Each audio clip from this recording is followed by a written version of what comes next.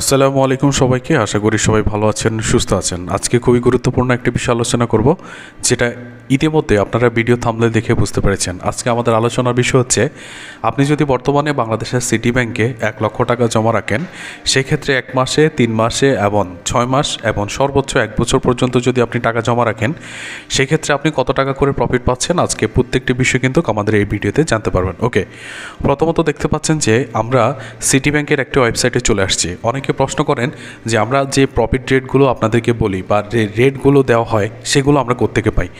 আপনাদেরকে বলে রাখি যে ব্যাংক প্রতিনিয়ত তাদের যে এফডিআর, ফিক্সড ডিপোজিট অথবা হচ্ছে মান্থলি স্কিম অথবা ডিপিএস, এই প্রতিটি বিষয়ের তারা কিন্তু যে রেটগুলো আছে এগুলো কিন্তু তাদের নোটিশ বোর্ড ব্যাংকের ভিতরে অথবা হচ্ছে তাদের ওয়েবসাইট বা ভেরিফাইড ফেসবুকেও তারা দিতে পারে, এবং এটা কিন্তু গ্রাহকদের অবহিত করা তাদের দায়িত্ব। ওকে, এই পর্যায়ে আমরা দেখব যে সিটি ব্যাংক পিএলসি বর্তমানে সাধারণ ফিক্সড ডিপোজিটে তারা কত % রেট ঘোষণা করেছে, সেই বিষয় ঘোষণা করার পর সেগুলো কালেকশন করে আমরা কিন্তু বের করব যে আমরা আজকে কত টাকা প্রফিট পাচ্ছি। ওকে, দেখতে পাচ্ছেন যে কনভেনশনাল ব্যাংকিং প্রোডাক্টসের মধ্যে 15 সেপ্টেম্বর 2025 সর্বশেষ আপডেট অনুযায়ী তারা কিন্তু এই রেট ঘোষণা করেছে। এবার আমরা একটু যদি নিচে যাই, আমরা নিচে যাওয়ার পরে আমাদের যে কাঙ্ক্ষিত যে ফিক্সড ডিপোজিটের স্কিমগুলো বা সে রেট, সেটা আমরা কিন্তু এখান থেকে বের করে নেব। আমরা একটু নিচে যাই, নিচে যেয়ে দেখব যে ফিক্সড ডিপোজিটে তারা কত % করে প্রফিট রেট দিচ্ছে। ওকে, দেখা যাচ্ছে যে একটু নিচে আসার পরে দেখতে পাচ্ছেন ফিক্সড ডিপোজিট রেট। এখানে আমরা আসার পর দেখতে পাচ্ছেন যে 1 মাসের জন্য তারা 1.50% এবং 90 দিনের স্কিমে তারা দিচ্ছে 9.50%, এবং তারা এছাড়াও তাদের যে 3 মাসের স্কিমটি রয়েছে, 3 মাসের জন্য তারা দিচ্ছে 6.15%। এখন তারা এখানে একটা টিপস কাটিয়েছে, যেটা হচ্ছে যে আপনি যদি দিনের হিসাব করে টাকা জমা রাখেন, সেক্ষেত্রে আমরা দেখতে পাচ্ছি তারা কিন্তু এক রেট দিচ্ছে, আর আপনি যদি 3 মাসের জন্য করে থাকেন সেক্ষেত্রে কিন্তু আরেকটি রেট দিচ্ছে। যাই হোক, আমরা কিন্তু মান্থলি হিসাব করেই আপনাদেরকে আজকে দেখাবো। বাকিটা আপনারা যদি শাখায় যান বিস্তারিত তাদের কাছ থেকে জানতে পারবেন। এবার দেখব যে তারা কিন্তু 181 দিন মানে হচ্ছে 6 মাসের জন্য তারা কিন্তু একটা রেট দিচ্ছে। এখানে 6 মাসের জন্য তারা দিচ্ছে 6.35%। ওকে, মূলত এখান থেকে আমরা যে রেটগুলো দেওয়া আছে সেই রেটগুলো কালেকশন করে নিয়েছি। ভিডিওটি আসলে লম্বা করতে চাচ্ছি না।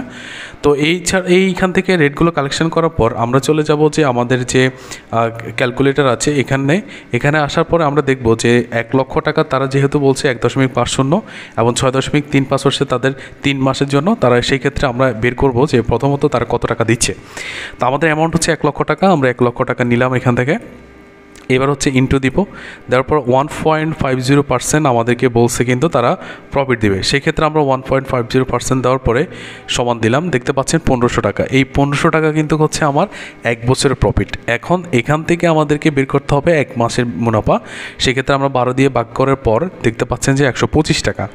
এখন 125 টাকা থেকে আমাদেরকে একটা কথা বলি, সেটা হচ্ছে 15% উৎসকর কাটা যাবে। এই 15% উৎসকর হচ্ছে এটা যে আপনি যদি অ্যাকাউন্ট খোলার সময় টিন সার্টিফিকেট অথবা উৎসকর যে আপনি যে আয়কর প্রদান করেছেন সেটা একটা স্লিপ দিবে আপনাকে, সেই স্লিপগুলো যদি আপনি অ্যাকাউন্ট করার সময় সেখানে জমা দিয়ে থাকেন, সেক্ষেত্রে কিন্তু তারা কিন্তু আপনাকে এই যে 125 টাকা এখান থেকে কিন্তু সরকারি যে ট্যাক্সটা আছে সেটা কিন্তু 10% কাটা যাবে। আর আপনি যদি বেশিরভাগ সংখ্যক গ্রাহকের কাছে এটা থাকে না, টিন সার্টিফিকেট বা আয়কর যেটা বলেন সেটা কিন্তু থাকে না, সেক্ষেত্রে কিন্তু সবাই কিন্তু ইন্ডিভিজুয়ালি 15% সবার কাছ থেকে কাটা হয়। সেক্ষেত্রে আমরা এখানে 15% ধরে নিয়ে 15% যদি মাইনাস করে থাকি, সেক্ষেত্রে দেখতে পাচ্ছেন যে আমাদের 1 মাসের প্রফিট হচ্ছে 106 টাকা। তার মানে আপনি যদি 1 লক্ষ টাকা সিটি ব্যাংকে 1 মাসের জন্য রাখেন, 106 টাকা পাচ্ছেন।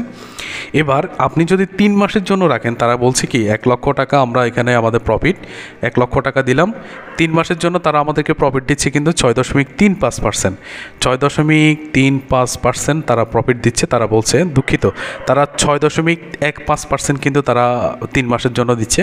15% আমরা পার্সেন্ট দিব। এবার যদি ইকুয়াল দিই, দেখতে পাচ্ছেন 6150 টাকা। এই 6150 টাকা থেকে আমরা 3 মাসের প্রফিটটি বের করবো। সেই ক্ষেত্রে আমরা এখানে ভাগ দিব 12, তাহলে 1 মাসের প্রফিট বের হবে।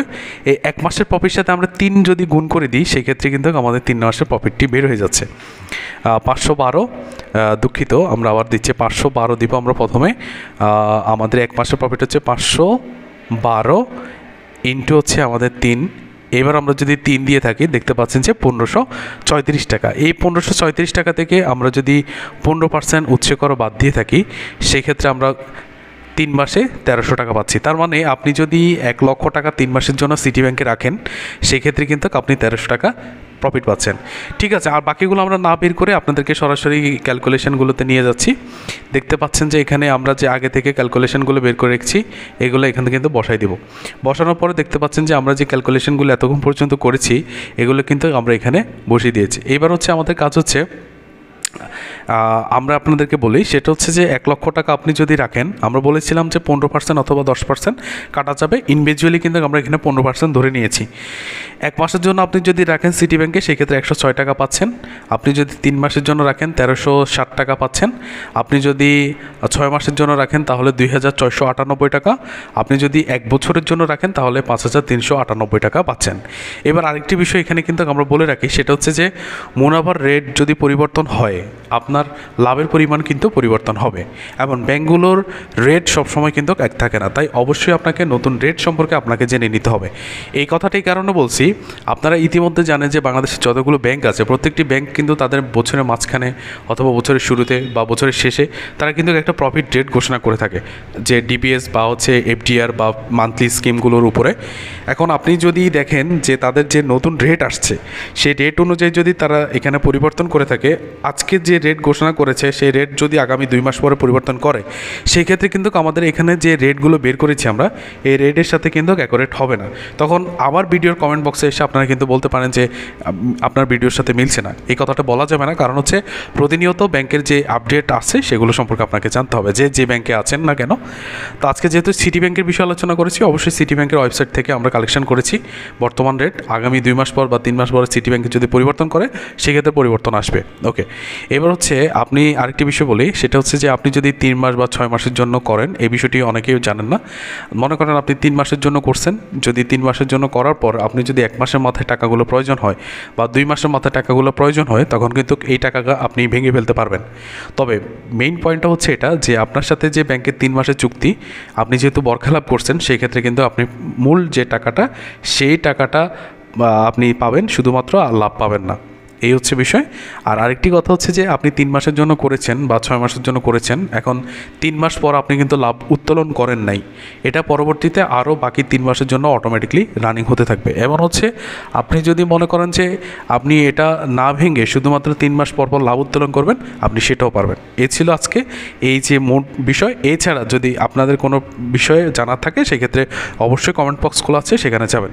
এবার হচ্ছে সিটি ব্যাংকের নিকটস্থ যে কোনো শাখায় আপনি গেলে, যেহেতু এই অ্যাকাউন্টটা খুলতে পারছেন, সেক্ষেত্রে আপনাদেরকে কি কি কাগজপত্র নিতে হবে সেই বিষয়গুলো একটু দেখাচ্ছি। আপনি যদি সিটি ব্যাংকে অ্যাকাউন্ট খুলতে যান বা সিটি ব্যাংকের নিকটস্থ কোনো শাখায় যান, সেক্ষেত্রে কিন্তু আপনার যে কাগজপত্রগুলো লাগবে সেই বিষয়গুলো একটু আলোচনা করি। যে গ্রাহক যে অ্যাকাউন্টটা করতে চাচ্ছে, তার voter ID card, passport, driving licence অথবা জন্ম নিবন্ধন, এই 4টি ডকুমেন্টসের যে কোনো একটি ডকুমেন্টসের গ্রাহকের প্রয়োজন হবে। এবং অবশ্যই গ্রাহক তার অবশ্যই সদ্য তোলা, মানে বর্তমান তার যে পেজ কাটিং আছে, সেই পেজ কাটিংয়ের 2টি ছবি অবশ্যই নিতে হবে। আর গ্রাহক যাকে নমিনি দিবে, এবং তার voter ID card, passport, driving licence অথবা জন্ম নিবন্ধন, এই 4টি ডকুমেন্টসের যে কোনো একটি ডকুমেন্টস কিন্তু গ্রাহক অবশ্যই সাথে নিতে হবে, ফটোকপি। আর গ্রাহক যাকে নমিনি দিবে, তার সদ্য তোলা 1 কপি পাসপোর্ট সাইজের ছবি অবশ্যই নিতে হবে। আরেকটি বিষয় বলি এখানে, জন্ম নিবন্ধনের বিষয়। যারা অনেকে আছেন জন্ম নিবন্ধন দিয়ে অ্যাকাউন্ট করবেন, তবে জন্ম নিবন্ধনের বিষয়ে খেয়াল রাখতে হবে এটা, যে জন্ম নিবন্ধনটিকে অবশ্যই অনলাইনকৃত জন্মসনদ হতে হবে, হাতে লেখা কোনো জন্মসনদ এলাও না। আর একটা বিষয় হচ্ছে যে জন্ম নিবন্ধন সেটা কিন্তু আপনি সত্যায়িত করে নিতে হবে, যেটা যারা ইউনিয়ন পরিষদে আছেন তারা ইউনিয়নের চেয়ারম্যান দ্বারা সত্যায়িত করবেন, আর যারা কাউন্সিলর বা পৌরসভার ভিতরে আছেন তারা সিটি কর্পোরেশনের কাউন্সিলর দ্বারা সত্যায়িত করে নিতে পারেন। সবাইকে ধন্যবাদ জানিয়ে বিদায় নিচ্ছি। দেখা হচ্ছে পরবর্তী কোনো ভিডিওতে। সে পর্যন্ত সবাই ভালো থাকবেন, সুস্থ থাকবেন। আসসালামু আলাইকুম ওয়া রাহমাতুল্লাহ।